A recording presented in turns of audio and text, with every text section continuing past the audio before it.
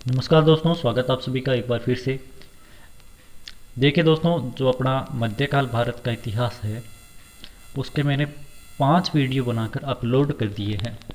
अभी तक यदि आपने वो 5 वीडियो नहीं देखे हैं तो आपसे अनुरोध है, कृपया उन वीडियो को आप ध्यान से देखिए और इसके बाद इस छठे वीडियो पर आइए ताकि आपको कुछ समझ आए तो वो अच्छी तरह से आए। तो शुरू करते हैं दोस्तों ये आज का वीडियो। बलबन के बारे में। बलबन का जो कालक्रम है वो 1265 से लेकर 1287 छियासठ भी मान सकते हो आप, 1266 से 1287 तक भी लिख सकते हैं। तो बलबन बलबन द्वारा जिले जिलाही और नियामत खुदाई दो ये उपाधियां धारण की गई थी। जिले जिलाई का मतलब है नियामत खुदाई यानी ईश्वर का प्रतिनिधि।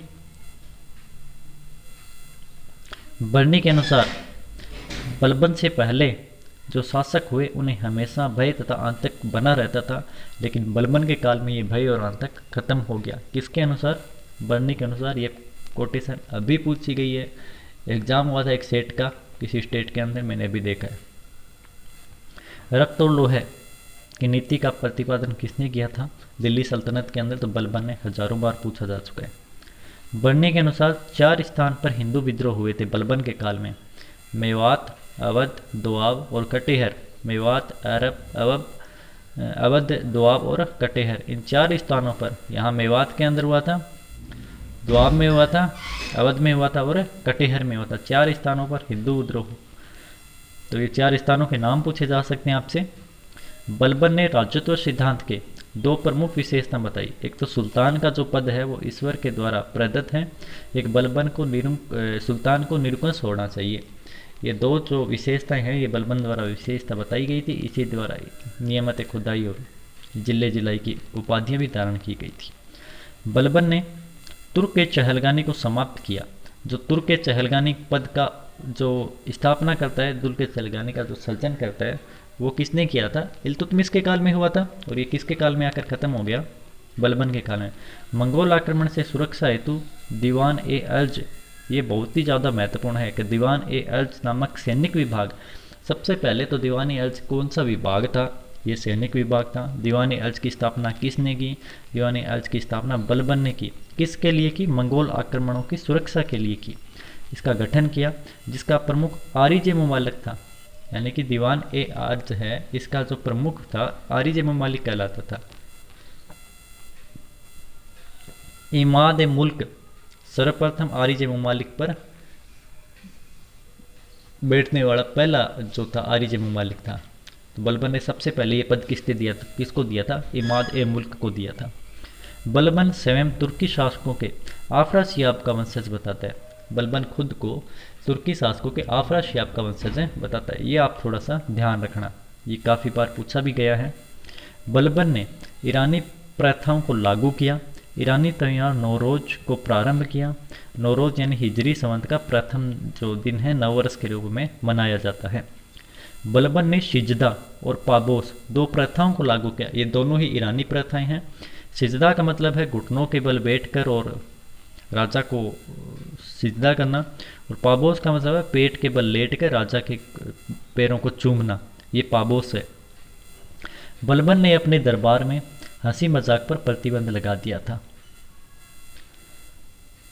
बलबन दरबार में अपने अंगरक्षकों, जिनका नाम हबसी सैनिकों को नियुक्त करते हैं। और ये हबसी सैनिक क्या काम करते हैं? नंगी तलवारें लेकर सिंहासन के इधर और उधर दोनों साइड हबसी खड़े रहते थे, ताकि इससे दरबार के अंदर भय का माहौल पैदा कर सके, वो अपने पद की सर्वोच्चता को श्रेष्ठ कर सके। इस तरह के लिए उसने और ईरानी परंपरा को लागू कर सके, इस तरह के इन्होंने ये हबसी सैनिकों को नियुक्त किया था। बलबन ने केंद्रीय गुप्तचर विभाग दीवान बरीद कहा गया, प्रमुख अधिकारी था बरीद मुमालिक। और दीवान बरीद ये कौन सा विभाग था? तो गुप्तचर विभाग था। ये बड़ा महत्वपूर्ण है, ध्यान में रखना। ख्वाजा नामक एक अधिकारी था, ये बहुत ही ज़्यादा महत्वपूर्ण है दोस्तों। ख्वाजा नामक अधिकारी भ्रष्टाचार रोकने के लिए नियुक्त किया गया था। तो ख्वाजा नामक अधिकारी की नियुक्ति कौन करता है? बलबन करता है दोस्तों।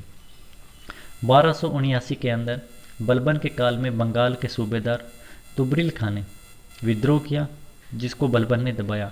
ये भी काफ़ी बार पूछा जाता है तुबरिल खां का विद्रोह किसके काल में हुआ और कहाँ पर हुआ। तो तुबरिल खां का विद्रोह बंगाल में हुआ और बलबन के काल में होता है। बलबन का एकमात्र सैन्य अभियान था जो उसने दिल्ली से बाहर जाकर किया था, ये ध्यान रखना।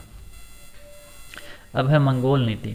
इस तरह मैंने आपको बताया था ये उस टाइम का भारत है और इस टाइम यहाँ से क्या मंगोल आते थे बहुत ज़्यादा। तो यहाँ पर एक किलों की पूरी श्रृंखला का निर्माण कर दिया। बलबन अपने राज्य का विस्तार क्यों नहीं कर पाया, ये बहुत बार प्रश्न पूछा जाता है। बलबन अपने राज्य का विस्तार मंगोल आक्रमणों की सुरक्षा में पूरा बिजी रहता था, मंगोल आक्रमण से निपटने के लिए, इसलिए वो अपने राज्य का विस्तार नहीं कर पाया। तो ये ध्यान रखना। उत्तर पश्चिमी सीमा प्रांत पर किलों का निर्माण करने वाला प्रथम शासक कौन था, बलबन था। यहाँ पर एक किलों की पूरी श्रृंखला बना दी इसने।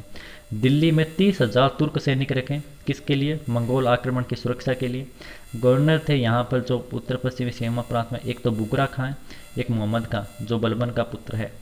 मोहम्मद खां मंगोल आक्रमण के समय बलबन का मोहम्मद खां जो पुत्र है वो मारा जाता है। बलबन के समय मंगोल आक्रमण हुआ था वो तिमूर खां के नेतृत्व में हुआ था। ये बड़ा मोस्ट है, ध्यान में रखना, किसके नेतृत्व में मंगोल आक्रमण होता है, तिमूर खां के नेतृत्व में। 1285 में तिमूर खां के नेतृत्व में सबसे बड़ा मंगोल आक्रमण होता है।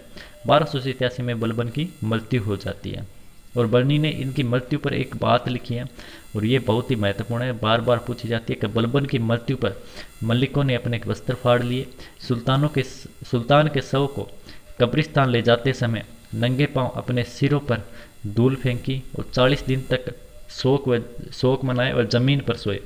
ये किसके लिए कहा गया है, बलबन की मृत्यु के लिए कहा गया। और किसने कहा है, बर्नी ने कहा। हबीबुल्लाह ने यह कहा कि बलबन के काल को सुदृढ़ता का युग कहा। किसने बलबन के काल को सुदृढ़ता का युग कहा है, तो हबीबुल्लाह ने कहा। बलबन के बाद उसका पौत्र केकुबाद दिल्ली का शासक बना और केकुबाद के बीमार होने के बाद क्यूमर्स दिल्ली का सुल्तान बना। 1290 के अंदर जलालुद्दीन खिलजी आता है। जलालुद्दीन खिलजी ने केकुबाद और क्यूमर्स दोनों की हत्या कर दी।